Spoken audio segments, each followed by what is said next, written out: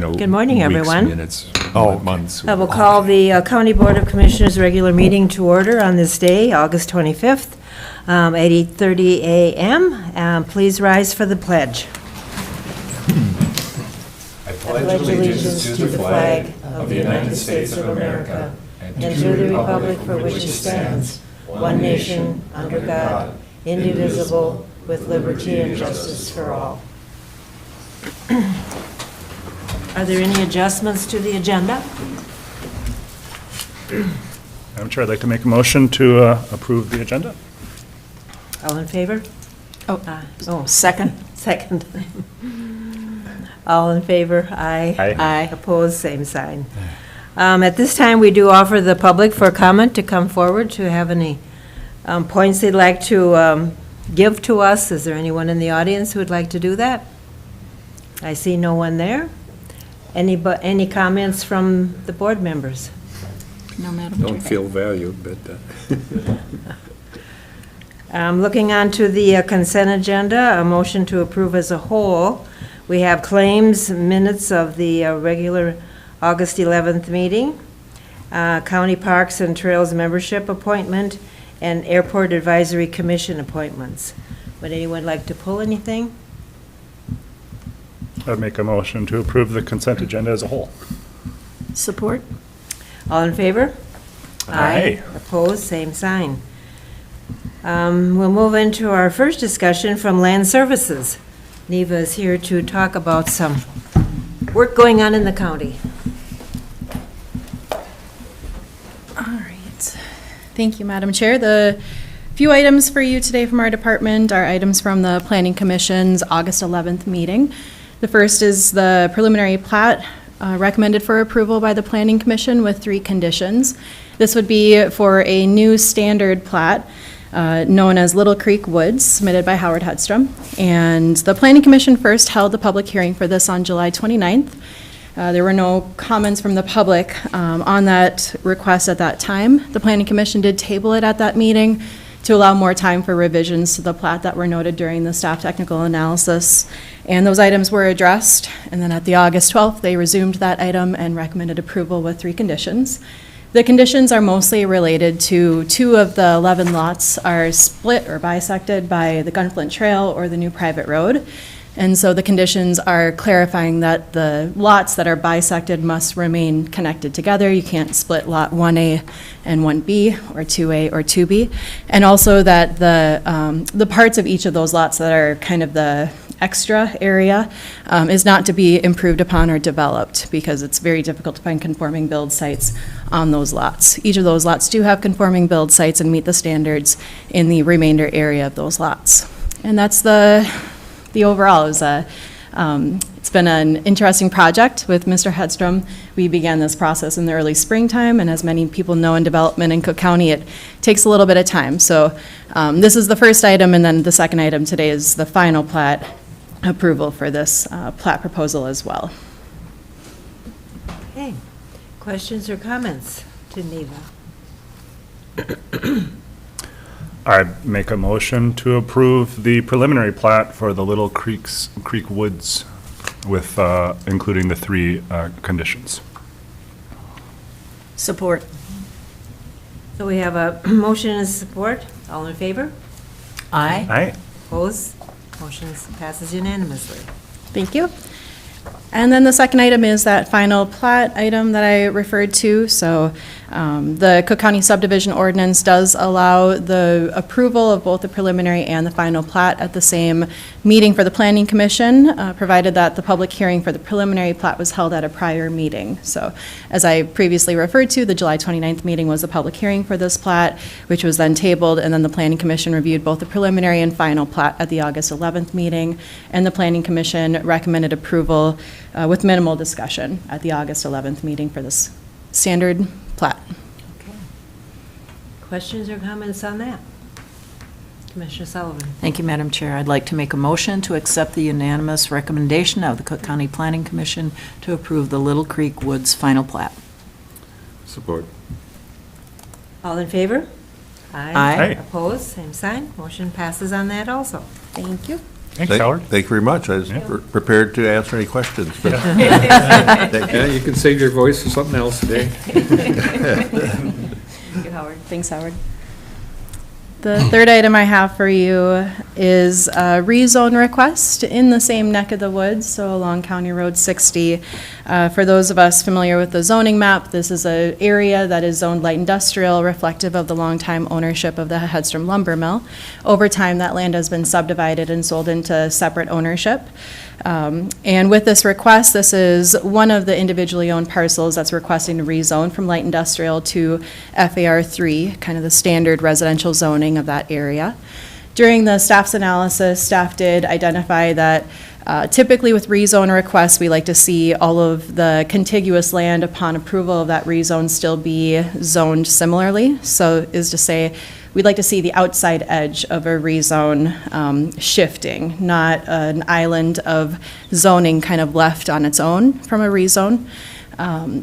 Typically, in local governments, we approve rezones when they're reflective of a change to a comprehensive plan, when it's something that's identified for future changes. The Cook County Land Use Guide Plan does not speak about a change from this area from light industrial to FAR3. However, with that being said, in Cook County, we have been a little flexible with rezones when they're adjusting existing boundaries between existing zone districts. So I brought several rezones to you over the last couple of years. Typically, it's shifting two existing boundaries between zone districts and not creating something left isolated.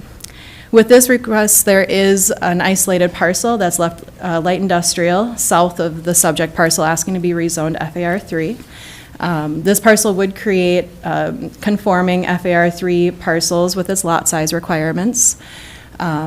Also, what has changed so with the Planning Commission did evaluate all of this. They took all this into consideration, and they also considered that it seems that light industrial land is not seemingly under high demand in Cook County. This land has been on the market for a while, and it's more attractive for residential development, it seems. And so whether that's a short-term change or reflective of more long-term changes in the county, I'm mostly going into this just to kind of explain that when we have these rezones of larger areas, because let's bear in mind that the Hedstrom preliminary plat and final plat that was just adopted was also an area that was light industrial that was zoned to FAR3. And so we are seeing these changes over time of this light industrial zoning getting shifted into the FAR3. I'm not saying that's neither a good or a bad thing. It's just that when we do approach an update to our land use guide plan or a county comprehensive plan, these are items that would be especially helpful for us to have informed from community input if this is the vision and direction that our community needs. We don't want to undermine our land uses and the available land for light industrial activities if we're shifting that all to residential area, because then we'll see more requests for industrial activities in residential areas if that's not left. So that's my platform on just rezones 101. Some of that is identified in the staff narrative for the Planning Commission. So at the August 11th public hearing, the Planning Commission did consider all of this. They did feel that still the demand for residential development is strong enough and that this seemed suitable for residential development, and they did unanimously recommend approval of this rezone. And also they mostly wanted to identify that it just seems like there's shifts over time. So again, an update to our land use guide plan would be a very helpful component to inform these types of decisions. There has been one shift since we submitted this county board item report. The property immediately south, the one identified as being left as an island, they did submit a rezone application from the light industrial to FAR3 over the last week. It has not been, we haven't had time as staff to review the application for completeness, hasn't gone through a public hearing, but I just wanted to inform you that that is one minor change, maybe major depending on how you view it. I still view it as it's still an application. People can still withdraw applications. It's still not the same thing as an application being under review and approved at the same meeting. So staff's preference just from a procedure perspective is that both of these applications would have been reviewed simultaneously, and then it could have kept this conversation much more linear for all of us. But again, rezones don't have conditions. It's just an approval or a denial. So this is recommended for approval without conditions. And I'm happy to answer any other questions that you may have. Okay. Questions? Okay, Mr. Gamble. Yeah, thank you, Madam Chair. So thank you, Neva, for the detailed foundation for these recommendations. My question would simply be that when we are looking at these, and I assume it's so, but I think for the public, it'd be good to know that we look at it in the context of the whole. So you alluded it to an extent relative to the light industrial and residential, that we want to find a balance so we have opportunity, but in the context, my question is specific to, we see this as we're evaluating it in the context of the whole. So we don't all of a sudden realize when we look individually that, oh my goodness, we've left ourselves short on this end. I agree. Yeah, thank you. Commissioner Mills. I was going to ask about the southern property, so I'm really happy to hear that there's an application in, and I really appreciate the larger map to give the perspective of just what's going on in the whole area and the whole industrial campus or complex. So otherwise, I'd make a motion to approve the rezone from light industrial to FAR 3 for parcel ID 53-234-4425. Support. Okay. I have a motion and a second. All in favor? Aye. Aye. Opposed? Same sign. Motion passed unanimously for you. Thank you. Thank you. Moving on to item number 5, Human Resources. We have a couple of updates with this.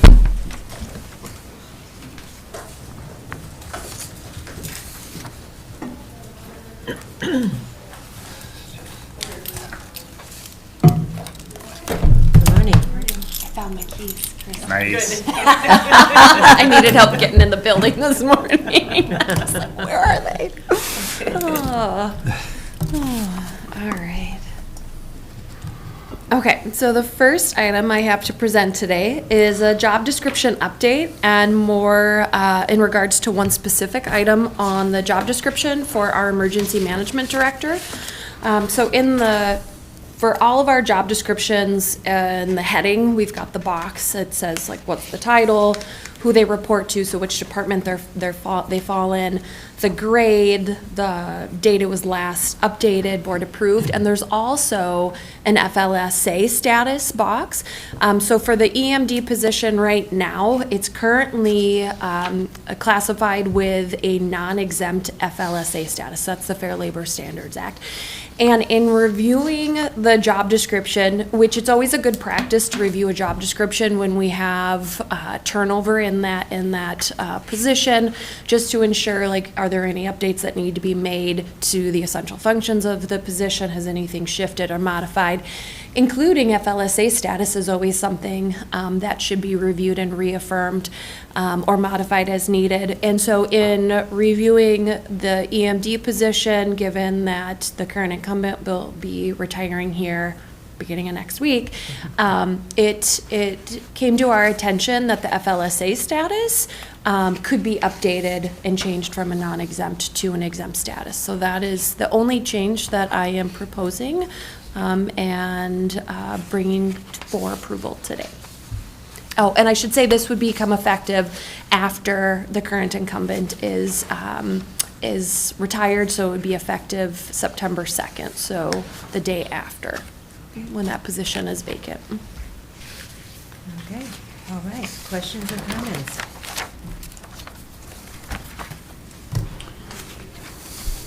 Commissioner Sullivan. Thank you, Madam Chair. I'd like to make a motion to approve the FLSA status for the Emergency Management Director from non-exempt to exempt effective September 2nd. Support. We have a motion and a second. All in favor? Aye. Aye. Opposed, same sign. Motion passed unanimously. Great. Thank you.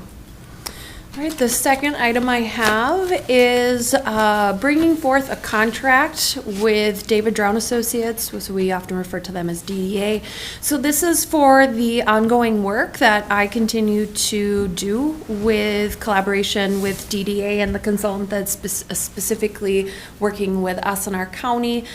So this would be a continuation of the contract we had for 2023, 2024, 2025. So this would continue the 3-year ongoing maintenance of our job description reviews, along with a continued market analysis on a yearly basis. It would be for the same amount that has been charged for the last 3 years, in the amount of $10,550 per year. That has been and continues to be in the HR budget as well.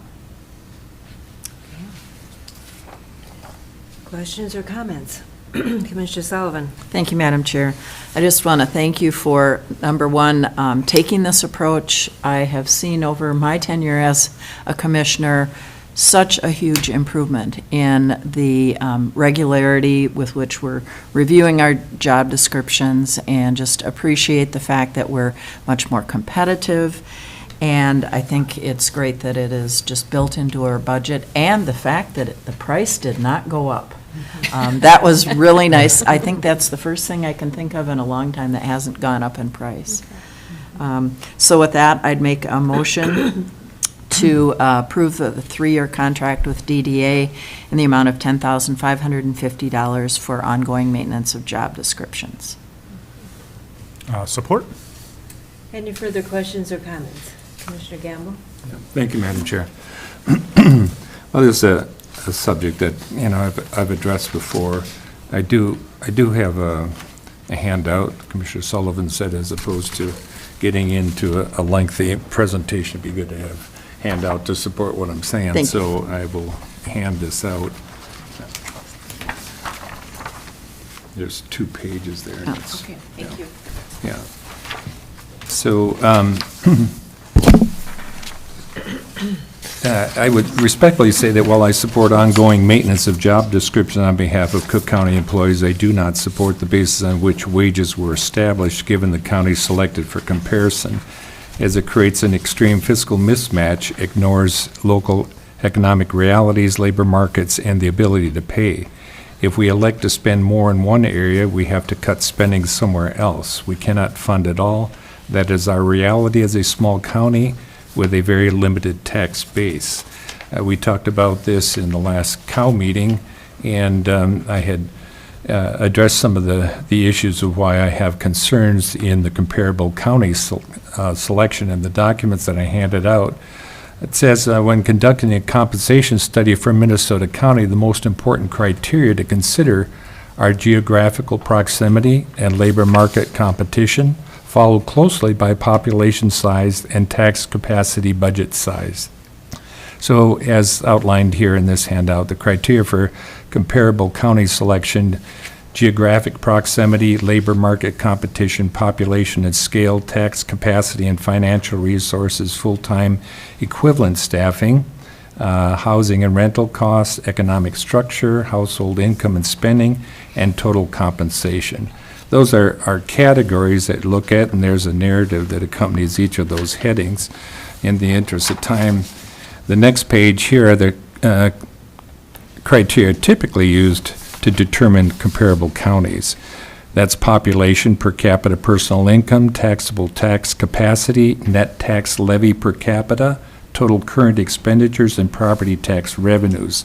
Under those categories in the comparable counties that were selected to establish our wage base, the top 7 counties in the selection we used were the most populous counties, and that's Hennepin, number 1, Ramsey 2, Dakota 3, Anoka 4, Washington 5, St. Louis 6, and Olmsted.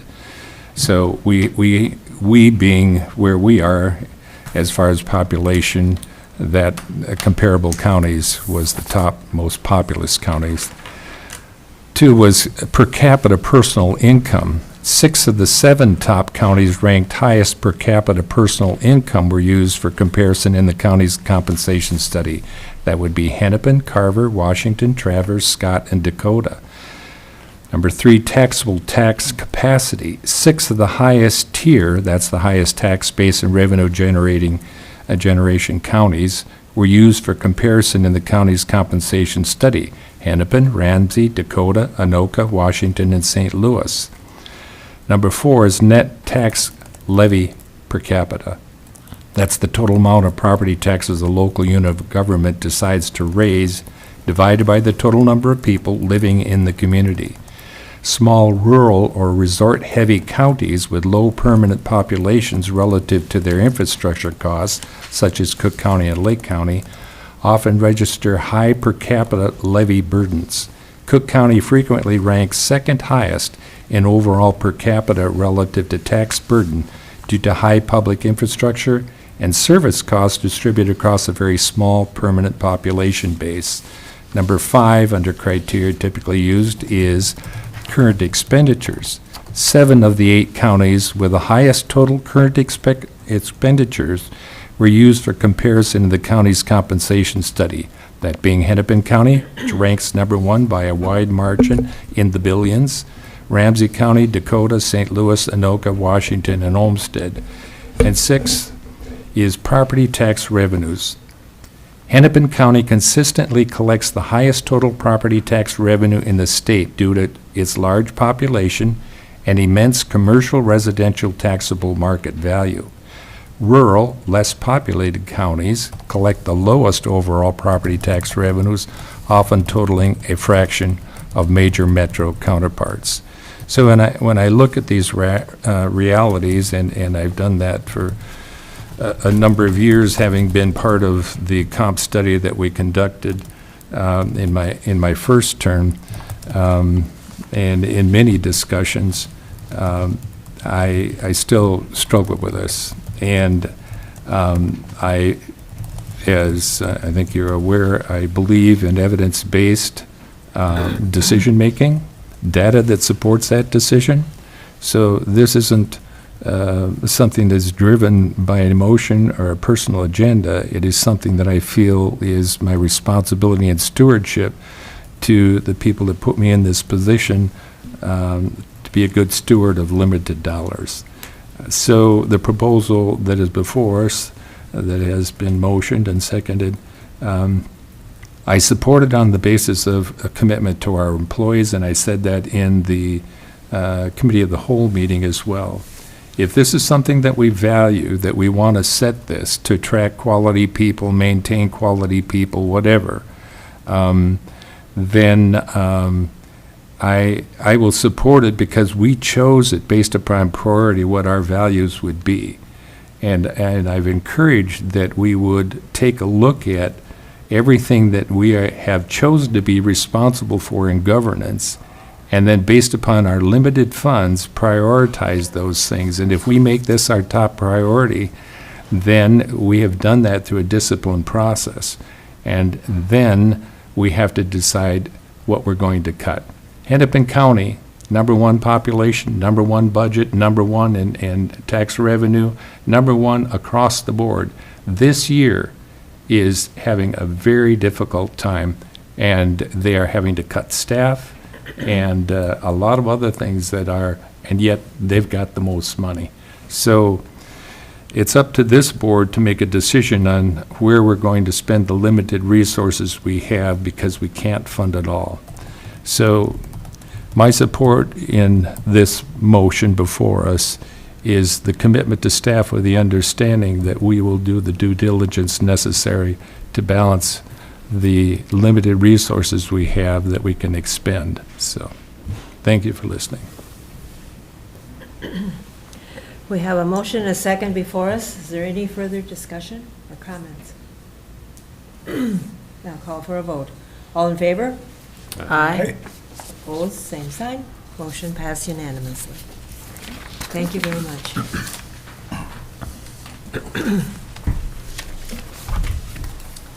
Moving on to item number 6, Firewise with the Auditor Brady. Thank you, Madam Chair. The Firewise Committee is planning brush pickup events this fall for property owners who are done clearing but need help disposing of the brush. Estimated cost of these events is $28,000. We don't have any current grants available for funding these costs. Our secure rural school funds are also limited. We're projecting out to use what we have now. It'll take us into the next funding of secure rural schools. So I'm looking at our tax forfeit funds. You had previously authorized these funds to go towards the Firewise coordinator when we were waiting on the secure rural schools. And I'm asking to make those available again for the brush pickup costs. What we have left is just a little over $25,000 now because we've been using it for Firewise, and it was planned to use it for pictometry, so we spent about $40,000 on pictometry since we last used it for secure rural schools. So anyway, this would likely deplete that fund, and we'd come back for other use if we needed it. And our coordinator, Steve, is also looking at every source of funding. First of all, the DACA, called the DACA funds. But we'll look at any of these costs that might fit, that we might get replenished on. But in the meantime, I'd like to have this available for the brush pickup now, and then we'll apply for any refund that's available later. Especially this year with the fire situation, Yeah. and people needing to clean up their brush and so forth. They probably will take everything that you have right now. Commissioner Sullivan? Thank you, Madam Chair. Just related to the wildfire risk, we have property owners in District 4 who have already piled up the brush and are waiting for this. So this is work that our citizens have already completed, and it's really a practical way to reduce fuel on the landscape. Commissioner Gamble? Yes, thank you. Yeah, I think historically, and you can get way back and find out that a lot of the fires, forest fires that we've seen that have devastated communities within our state have been because of brush. It is there to fuel fires when they start during the lightning strikes or whatever. So I would make a motion to use up to $28,000 tax forfeit funds for brush pickup in the fall of 2026. Support. Have a motion and a second. Any further questions or comments?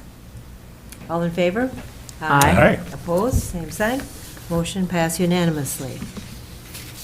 Okay.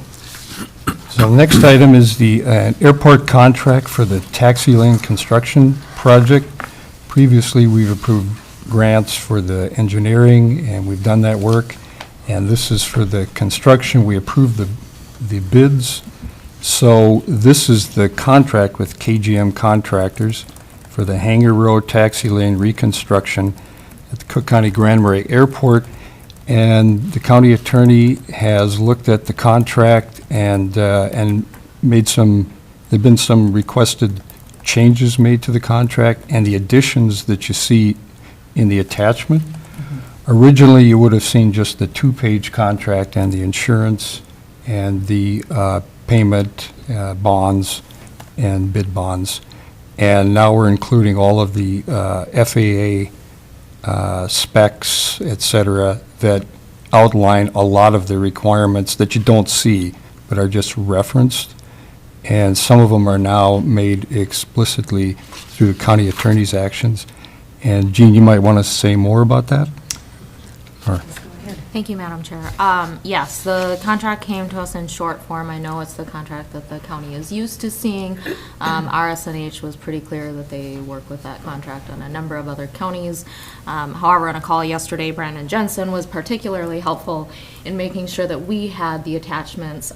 The airport improvement project grant-funded projects require certain language in there. So all of the specs and things like that don't necessarily need to be included, but the fastest way we could get this attached was to include everything, and then those compliant conditions are included in that packet. So that's the reason for, I don't like to make things 300 pages when they can be 2 pages, but we want to protect the grant and we want to make sure that we're in compliance, and the letter of the law says that that language and those terms are in the procurement documents and they're in the contract. So that's why I made that request, and Brandon Jensen was particularly helpful in getting that quickly. And given the way that state and federal are dealing with contracts these days, they're getting much more, say, detailed in following. We're noticing that, especially in the state contracts. So it makes a lot of sense to make it very explicit in our response. Commissioner Mills? I was going to say, with some of our past experiences, I'd say bravo on this. Thank you very Yes. much for the diligence. Commissioner Gamble? Yeah, thank you, Madam Chair. Yeah, I think anytime you have an agreement, contract, whatever, that being explicit and inclusive is hugely important. And getting clarity and understanding, and at the point that documents are drafted, that is the point to make sure that you are protecting your best interests. And I appreciate your reference to the letter of the law, which sometimes we just grow numb to it, but it is what protects us. And I appreciate so much your efforts in this area and your department and your thoroughness. Thank you. Thank you, Commissioner. One other point I make, we don't have the grant yet. We've made the application. This is not unusual. They always put us in this position. I shouldn't say always, but often. Where we have to approve the contract and start, even though they have to get the work started, even though we haven't got final approval. But it's all but assured. So it's work they want done also, so. Commissioner Gamble? Yeah, thank you, Madam Chair. Given our previous experience with the airport and the discussions we had with multiple regulatory agencies on the expansion of our runway, this is a lived experience that informs what we do at this point to make sure, well, let's get it right and be thorough on it so we understand it, because nobody likes to diffuse their efforts and energies and resources because of misunderstanding. So this is great. Commissioner Sullivan? Thank you, Madam Chair. I'd like to make a motion to approve the $1,443,788 contract with KGM for Hangar Road Taxilane reconstruction at the Cook County Grand Marais Airport. Support? Have a motion and a second. Any further questions or comments? All in favor? Aye. Opposed? Same sign. Motion passed unanimously. Thank you to Attorney Peterson, to Brady, to Ann, who's on the committee there, that this is a good move forward. Let's just put it that way. It's a very important move forward. Yes. We, if you recall, had a prop strike Yeah. in the past, and we want this repaired and brought forward in good condition, and construction should start the week of September 14th. So thank you. Okay. All right, so we'll move on to item 7, Administrator. Thank you, Madam Chair. So the first item that I have is the Courthouse Security Memorandum of Understanding and Non-Disclosure Agreement. And to give you some information on the background of this, the 6th Judicial District contacted me, Mark Hoyne and Sarah Taylor, the District Administrator, to let us know that the court had secured funding to provide a security assessment for every county within the 6th Judicial District. So they are paying for that and engaging in the contract with the consultants and are asking for our support in moving forward. And so with that, we will receive information that is then confidential. And so want to make sure that that information remains confidential between the court and the county. And so they have asked us to support this Memorandum of Understanding and Non-Disclosure Agreement. That work should begin the end of September, and we should have more information within a few months. So at this time, I'm just asking all of you to support moving forward with the MOU and the NDA. Okay.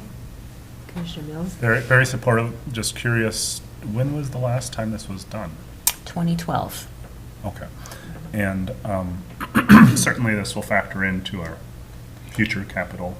Absolutely. Yeah. So to add more to that, thank you for that question. So I did have our architect on the call with the 6th Judicial District so that we could talk about how the two would connect. And we may be moving back when we bring the recommendations from the building study to the board to make sure that we have the time and ability to incorporate the recommendations from the security assessment as well. Thank you. Thank you on that.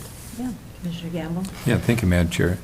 So, given the nature of this assessment. It's not information that is fully disclosed because that's the nature of security. And so as we do look at this and with our remodel and all of these kinds of things, there'll be elements that will be discussed that'll be more confidential in nature, and then those elements that we can disclose, we'll discuss. Correct. Because I was going to ask the question, what all will it encompass? But in doing that, then it would compromise the security nature. Correct. Yes, Super secret function. this is where you have to trust the process in this one. Connected the Yes. dots there, so, yeah. Commissioner Sullivan. Thank you, Madam Chair. And just for the public, I know when we hear the letters NDA or non-disclosure agreement, everybody goes crazy. So for the public, just know that approving it for closed security briefings and purposes, this is legally permissible. We're not doing anything awkward or unfair or illegal. We are being transparent as much as we can. Thank you, Commissioner Sullivan. So it's basically the court providing security to us as the county that they will not be sharing the security information out with anyone outside of us. Right. So it's their data, it's their information, but they're providing it to us, like you said, likely in a closed session for information to the board and to help guide our building remodel discussions, but that's all it is. Good timing. Yeah. Yes, Commissioner Campbell. Yeah, thank you, Madam Chair. So I'd make a motion to approve the Courthouse Security Memorandum of Understanding and Non-Disclosure Agreement between the 6th Judicial District and Cook County. Support. Any further questions or comments? All in favor? Aye. Aye. Opposed, same sign, motion passed unanimously. Thank you on that. Next item? All right, thank you, Madam Chair. So my next item, as everyone knows, my Keyport, our emergency manager and management director, is retiring on September 1st. And we have selected a finalist and offered a position to Ruth Vogel as our next emergency management director. She has accepted, and she will be starting on September 24th. We're very excited about having her coming on board, but that provides a little bit of a gap where we don't have a director in that role. And so my request is to appoint Steve Van Kekerix to the position as an interim director of emergency management from the time period of September 1st until Ruth is on board on September 24th. Commissioner Mills. Make a motion to appoint Steve Van Kekerix to the position of interim Cook County Emergency Management Director effective September 1st. Support. Any questions or comments? Commissioner Gamble. Thank you, Madam Chair. So just a question, we did have correspondence from our fire chiefs asking if they could be involved at all, and so my question is just, what was any involvement at all on the part of fire chiefs in the hiring of Ruth? Yes, thank you for that question. So we had one of the fire chiefs from Lutzen Fire, Steve, and I'm Duclos. Duclos, thank you. Steve Duclos assist us in that process, and during that process, he was consulting with the fire chiefs from all of the different fire departments in the county, and highly supported and the recommendation to hire Ruth, and was part of that determination. Yeah. That's great, yeah. I think, the evidence of being responsive to that is hugely important, not just for the hiring, but for what it says in our working with, community and people have vested interest, so that's great. Thank you. And any further updates? I do. Thank you, Madam Chair. I've got two updates. The first one is that I attended the county tribal meeting yesterday. It was in Duluth. And it was a great meeting. There were, I think, probably 20-some people that attended, so it was great attendance.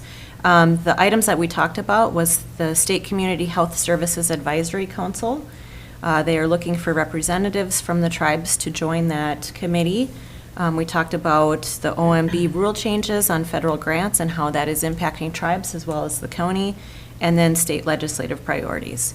So we anticipate having our next meeting right before the AMC conference in December. I think it's December 6th or 7th, if I'm not mistaken.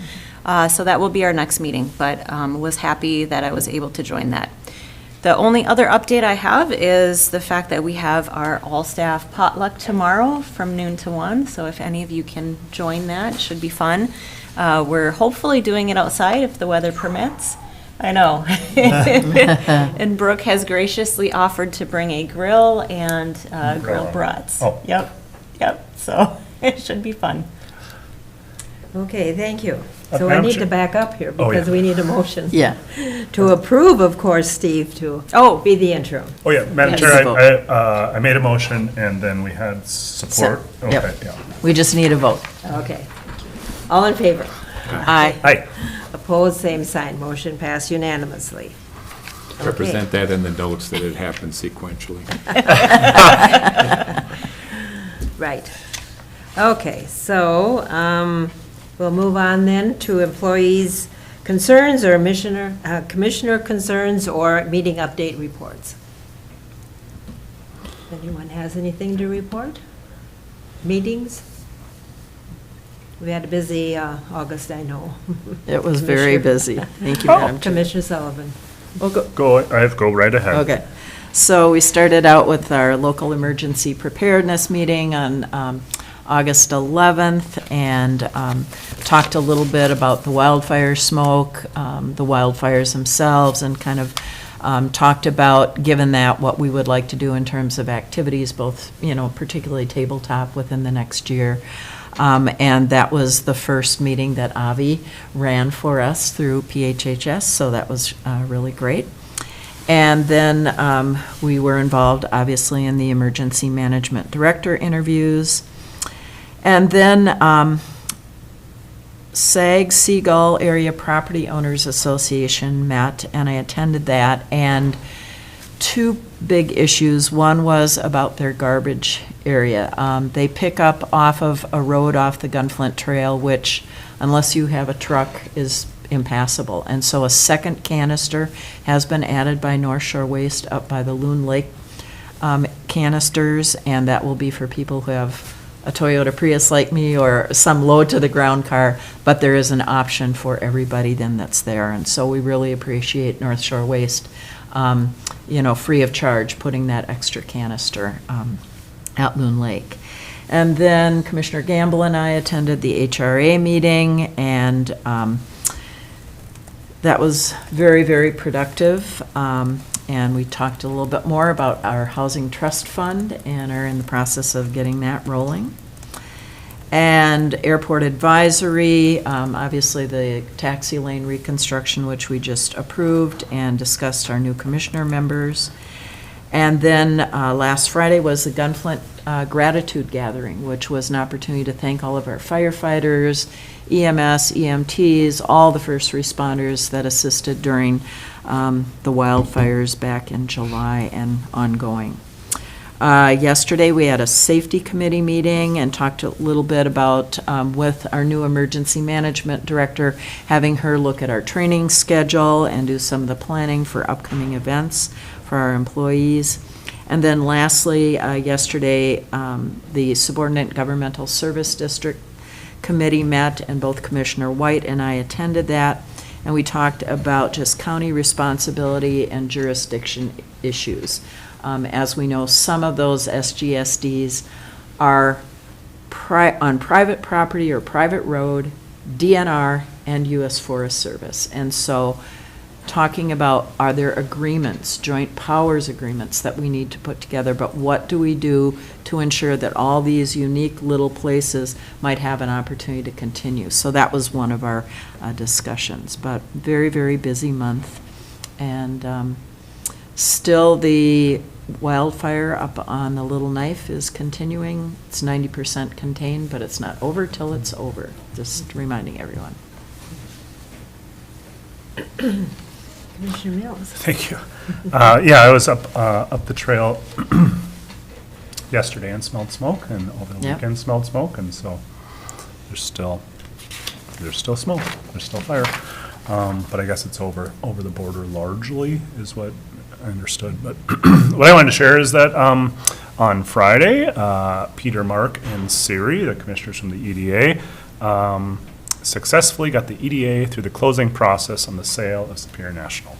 So that's big news, and it's not done, because we still have to, meet the obligations of the sale contract as far as the irrigation and the septic are concerned. So still going through that, and that's still on our plate, but just a huge step, I feel like, for that organization and for our community.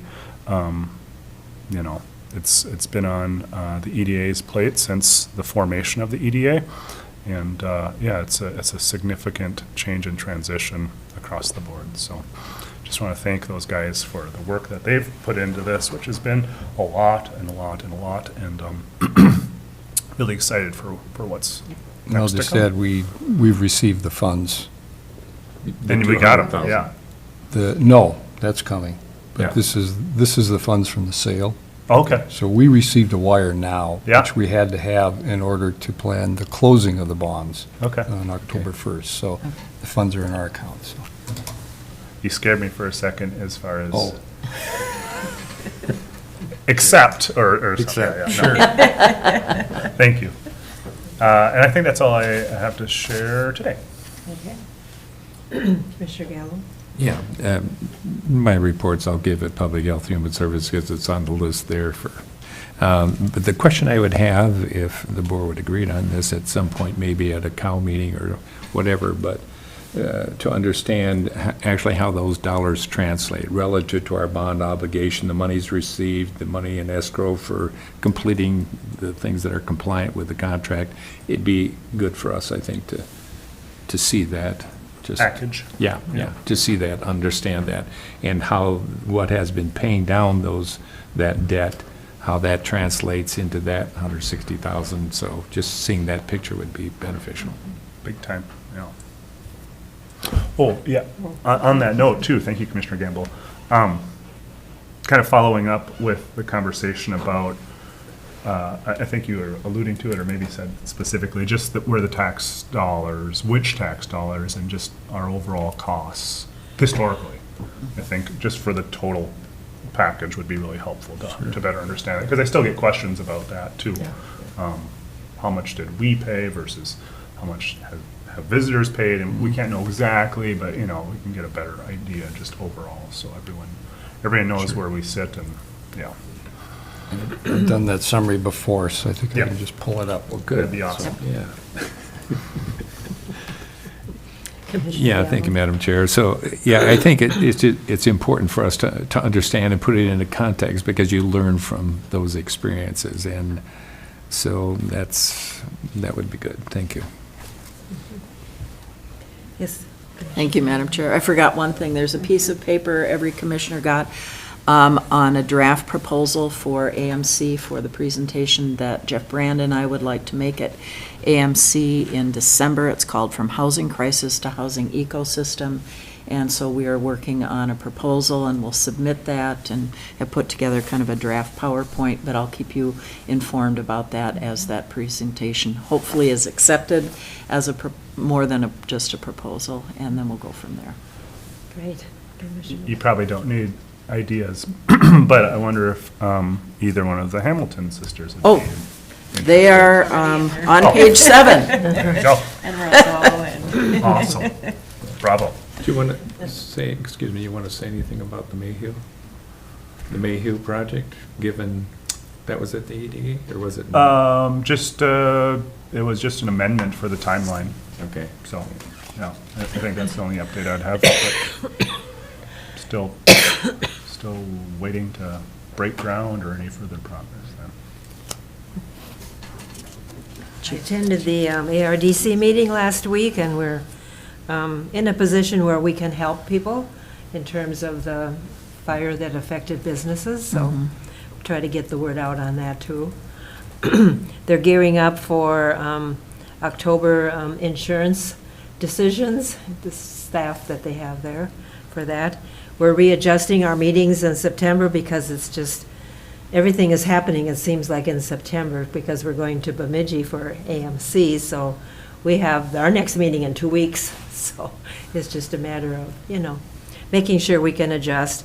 And also, we formed a committee for our bylaws, which haven't been reviewed for, I'll just say, several years. And so I'll be a part of that, too. Coming up in October, we've discussed, we've always met at the Hermantown facility. However, it's considerable big and echoey and always cold. So you would wear 3 layers if you want. Sounds so nice. Right to it, the always cold. And expensive.